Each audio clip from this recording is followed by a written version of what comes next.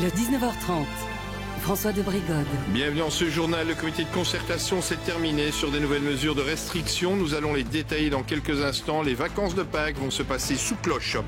On peut donc parler de coups de massue pour les commerçants dont on dit qu'ils sont non essentiels, ainsi que pour les métiers de contact. On retrouvera Maxime Dumoulin dans une rue commerçante à Charleroi.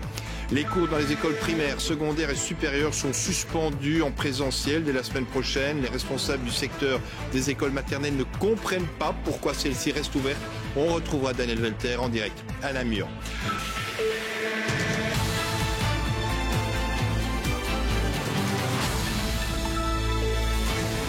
Bonsoir à toutes, bonsoir à tous. Le comité de concertation a tranché. On se retrouve face à une nouvelle batterie de restrictions. Cela va des écoles au commerce en passant par les salons de coiffure. Le ton au comité de concertation était, vous allez le voir, vous allez l'entendre, assez grave. Rachel Crivellaro. Une ambiance pesante, des mines sombres. Le comité de concertation n'est pas à la fête, plombé par des indicateurs qui s'affolent. On a vu une hausse persistante des contaminations et des hospitalisations. On a aussi vu que la pression sur les soins intensifs a fortement monté. Dans les hôpitaux, on est dans une situation difficile. Ça ne peut pas continuer comme ça. Mais on sait comment on peut freiner le virus. C'est en limitant les contacts. Merci beaucoup. Dos au mur, les autorités n'ont donc plus le choix, même si la potion est amère. Je comprends parfaitement la fatigue et, je dirais, le ras-le-bol que peuvent avoir nos concitoyens. Les mesures aujourd'hui, elles ne sont pas évidentes et elles sont fortes. C'est vrai que ça fait 1 an que nous nous retrouvons régulièrement ici. Et donc ça donne à la fois un air de déjà-vu, mais d'un autre côté, les choses évoluent.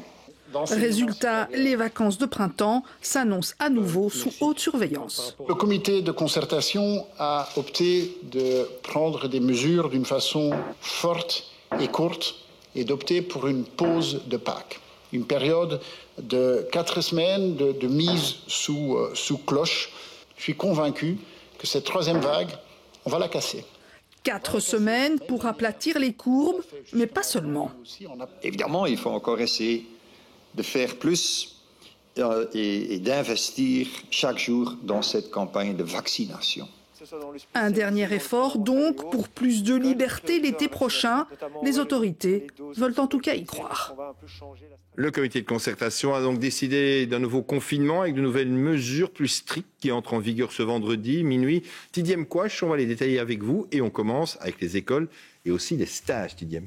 Oui, dès lundi, les cours en présentiel sont suspendus dans les écoles du primaire au supérieur, sauf pour les maternelles. Alors concrètement, lundi, pour les élèves de la première primaire à la 2e secondaire, ils n'auront pas cours, congé pour eux. Quant aux élèves de la 3e secondaire à la 7e secondaire, ils basculent en 100% distanciel une semaine avant les vacances de Pâques. L'objectif reste de reprendre en présentiel après les congés le 19 avril. En ce qui concerne les camps et les stages organisés prévus à Pâques, ils seront possibles, mais uniquement à l'extérieur, maximum 10 personnes jusqu'à 18 ans et pas de nuitée. Une nouvelle fois, l'économie est mise au ralenti pour éviter les déplacements et aussi les croisements de personnes. Oui, le télétravail reste obligatoire plus que jamais. Des contrôles intensifiés sont annoncés dans les entreprises. Dès samedi, les magasins non essentiels comme les magasins de vêtements ou de meubles restent ouverts, mais uniquement en click and collect ou sur rendez-vous. Maximum 50 personnes pour les grands magasins non essentiels. Par contre, fermeture des métiers de contact non médicaux.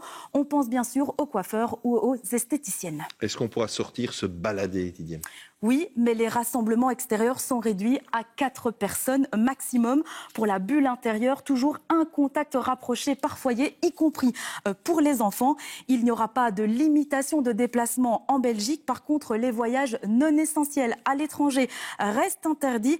Des contrôles seront renforcés pendant les vacances de Pâques. Quant au couvre-feu, il est maintenu de minuit à 5h du matin en Flandre et en Wallonie, de 22 à 6h du matin à Bruxelles. Toutes ces mesures pour l'instant pendant 4 semaines.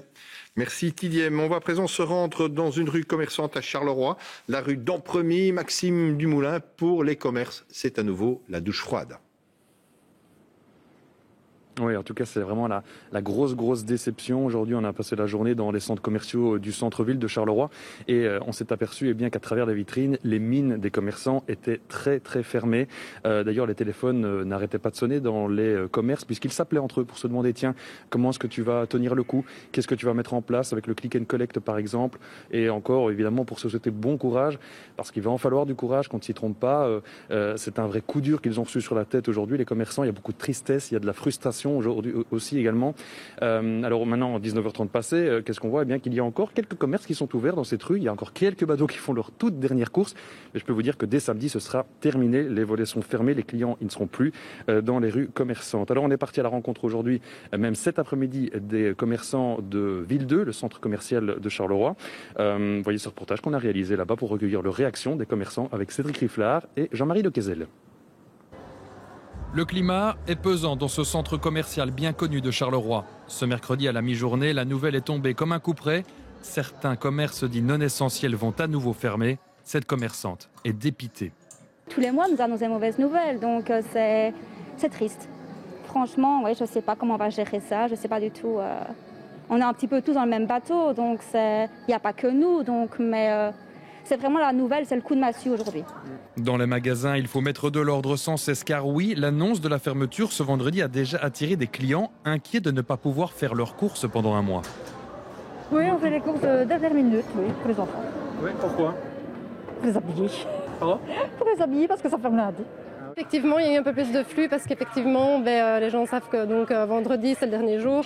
Donc du coup, ils viennent faire leurs derniers achats de dernière minute, quoi. Le magasin est un peu sans dessus-dessous? Un petit peu, oui. Ce coiffeur aussi est très occupé, ses clients accourent. Pourtant, au fond de lui, il bouillonne de fermer déjà et dire qu'il a rouvert il y a un mois à peine.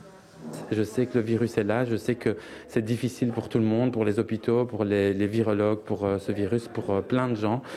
Mais aussi c'est difficile pour nous, commerçants, et cette économie est en train de chuter et nous, on s'effondre avec. Bien implantée depuis presque 30 ans, Nathalie n'est pas ravie à l'idée de fermer boutique. Mais pour elle, c'est un mal pour un bien. Pour moi, je pense qu'il faudrait même être encore plus strict. Encore plus, je vais dire, pendant un mois pour dire qu'après, on en a enfin sorti et qu'on fasse un grand push sur la vaccination et enfin voir le bout du tunnel. Lassés d'être les variables d'ajustement, ces commerçants espèrent en tout cas que les dates prévues pour la réouverture seront respectées. Notre invité Marie Gilbert, bonsoir. On va analyser les différentes mesures prises par le gouvernement fédéral. Mais est-ce qu'aujourd'hui, le véritable problème globalement, ce n'est pas que la vaccination donne l'impression d'être trop lente, Marie Gilbert? On pourrait souhaiter qu'elle aille beaucoup plus vite. Bon, il faut se rendre compte que sur la semaine dernière, on a vacciné en première dose plus de 200 000 personnes sur une semaine. Donc c'est quand même pas mal. Alors pour pouvoir respecter le calendrier de vaccination, c'est-à-dire arriver à une immunité collective vers la fin de l'été, il faudrait pouvoir monter à 400 000 par semaine. Et contrairement à ce qu'on pourrait penser, le goulot d'étranglement n'est pas forcément au niveau des couacs qu'on a pu connaître, même si ceci n'arrange rien, mais ça reste un problème aussi de livraison et d'approvisionnement pour pouvoir alimenter ces 400 000 doses par semaine. On demande à nouveau beaucoup d'efforts à la population, mais cette fois, au moment de Pâques, vous ne craignez pas que cette période de vacances soit malgré tout un moment de retrouvailles plus grand et donc un accélérateur de circulation du virus? On a connu des vacances dans le passé. Ce qu'on sait, c'est qu'effectivement, quand les gens se retrouvent chez eux, c'est de nature à relancer un peu la transmission intrafamiliale. Mais c'est une transmission qui se fait principalement au sein des bulles des familles, parfois des croisements entre les familles selon le respect ou non des recommandations. Mais il y a une forte diminution par ailleurs de tous les autres lieux de transmission que peuvent être la transmission sur le lieu de travail, la transmission scolaire et la transmission dans les autres lieux, commerce ou autres, ou professions de contact qui peuvent se dérouler et qui naturellement vont être diminuées. Donc l'un dans l'autre, la transmission va être ralentie par l'ensemble de ce dispositif. Franchement, est-ce qu'il est normal que dans les mesures annoncées aujourd'hui, on n'annonce pas plus pour les aides psychologiques alors que de plus en plus de Belges sont dans le besoin à ce niveau-là ? Normal, non. C'est-à-dire qu'on sent bien que les annonces d'aujourd'hui ont été un peu assemblées, il y avait une forme d'urgence et que c'était pas clairement la communication par rapport à ça et les mesures n'avaient pas été préparées. On peut espérer qu'il y ait en fait d'autres mesures qui soient annoncées dans les prochains jours. J'ai pas eu d'écho de ce côté-là, mais ce serait en tous les cas une très bonne chose. Est-ce qu'aujourd'hui, le plus compliqué, en fait, pour la population, ce n'est pas parce que, d'une certaine manière, en termes d'exigence pour contrer le virus, tout repose sur les épaules de la population, alors que l'autorité publique s'exerce beaucoup, mais de manière répressive en ce qui concerne justement les comportements de cette population? Ce qu'on voit bien, c'est qu'en fait, le gouvernement n'est pas sorti, je dirais, d'une certaine logique qui repose sur deux piliers. D'une part, un ensemble de mesures qui sont appliquées secteur par secteur, et d'autre part, le déploiement de la vaccination. Et en fait, je pense que ce qui manque, c'est peut-être une troisième composante au dispositif qui peut s'appuyer sur un dépistage beaucoup plus systématique, sur une différenciation des mesures selon les lieux, des choses comme ça. On est resté dans une approche finalement qui n'a pas tellement changé, grand secteur par grand secteur. Et c'est vrai qu'il montre un peu ses limites et qui, en termes de compréhension par le grand public. Mais effectivement, on aurait pu développer toute une série d'autres dispositifs qui auraient permis de donner de l'air dans des situations où la transmission est en fait assez peu risquée. Et puis une dernière précision scientifique, est-ce qu'on est déjà en fait dans la troisième vague, oui ou non? Alors,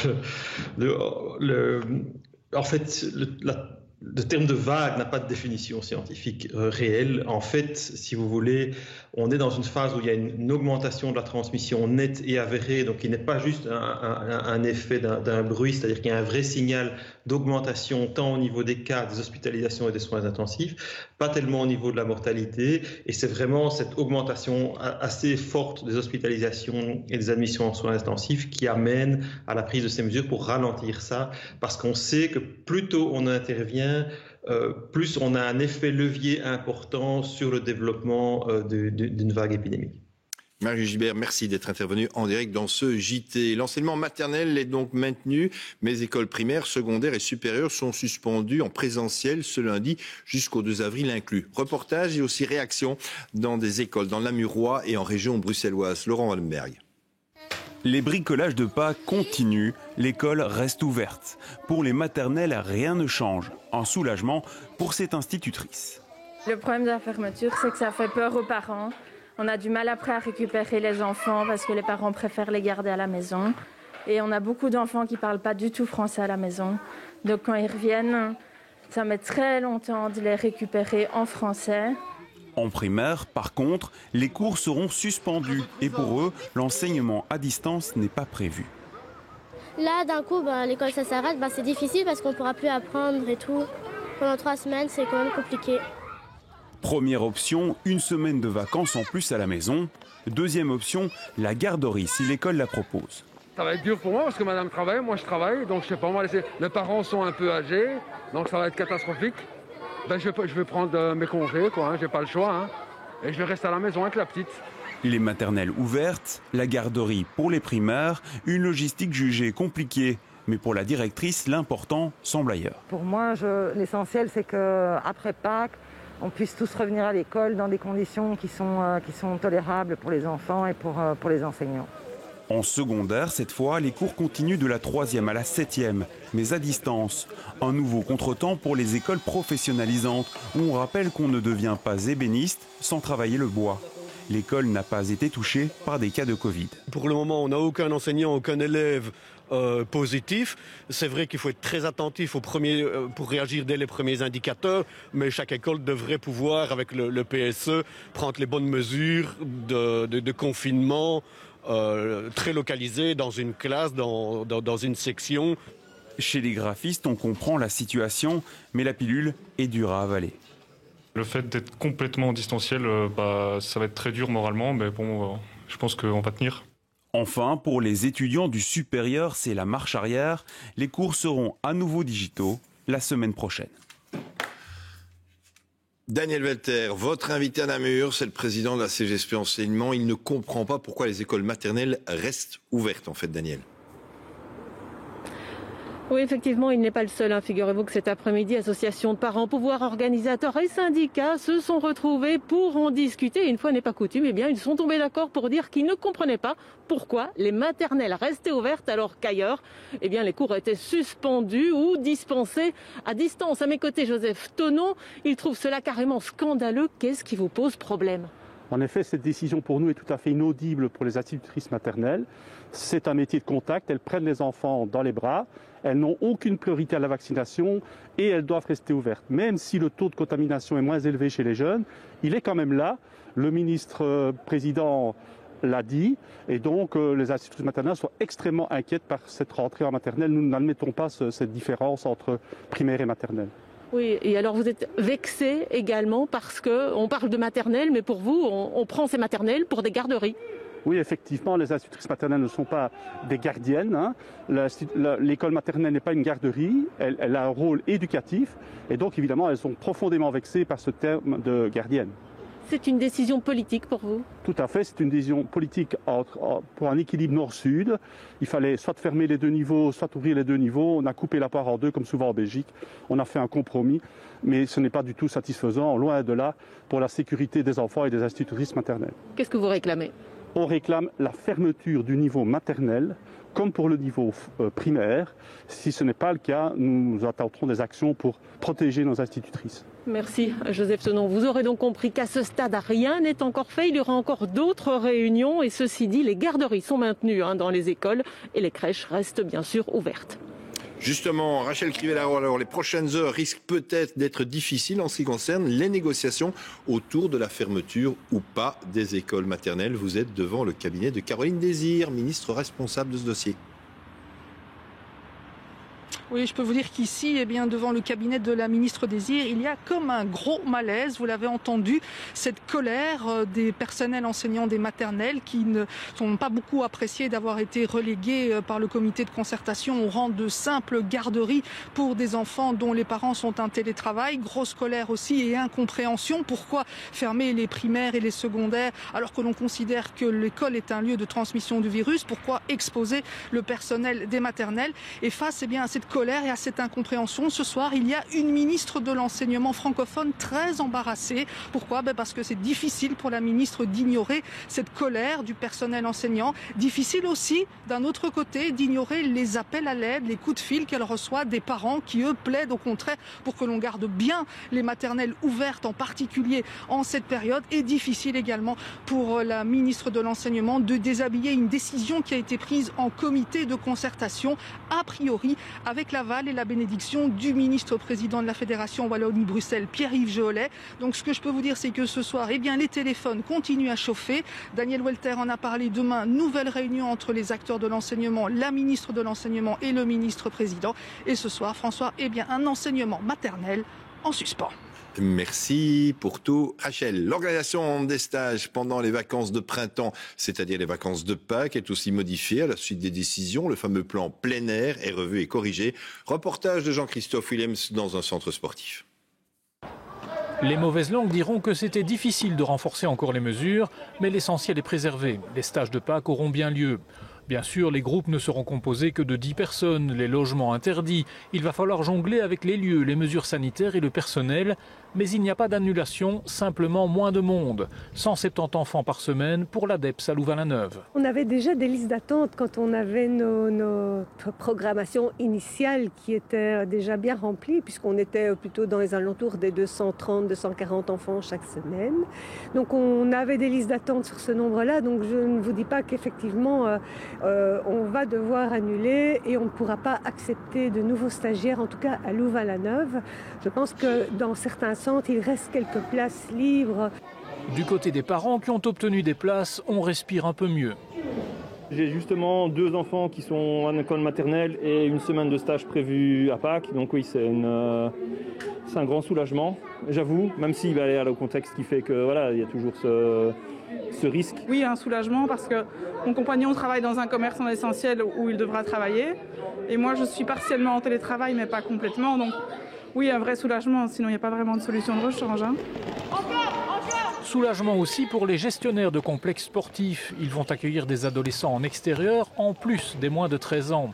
Et même si au centre sportif de Bloquerie, on accepte toujours les étudiants en éducation physique, les temps restent difficiles. En théorie, on devrait garder le public, le peu de public que l'on a encore et qui pratique le sport. Donc c'est une très bonne chose, autant pour nous que pour le sport. Vous parlez du peu de public, c'est-à-dire que vous êtes à combien en termes de fréquentation maintenant ? On a diminué quasiment de 3/4 notre public. On avait à peu près 4000 personnes par jour.